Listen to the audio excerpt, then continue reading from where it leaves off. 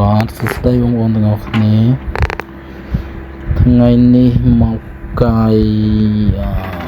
រៀបចំប្រព័ន្ធទឹកចំការទុរេននៅខាង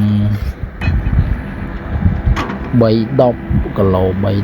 310ក្រុងសួងខេត្តត្បូងឃ្មុំ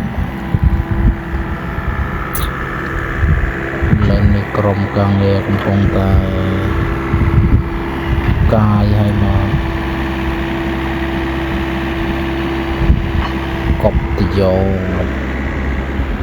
រៀបចំប្រព័ន្ធទឹកហើយបានយើងរៀបចំដាំមក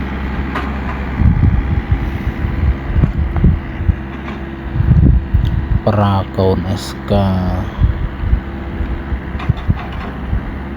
ត្រូវការកូនអេសកាជួលកាយដាំដំណាំរៀបចំប្រព័ន្ធទឹកផ្សេងអាចទាក់ទងបាន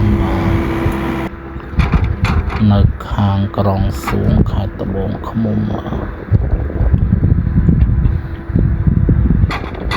កូនអេសកា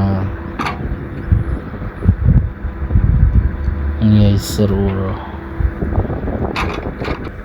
កន្លែងណាដែលវាចង្អៀតទៅហ្នឹងកាយអាចកាយបាននេះយើងហ្វាយវាមក3ទឹកកប់តយោមេបានកប់តយោមេ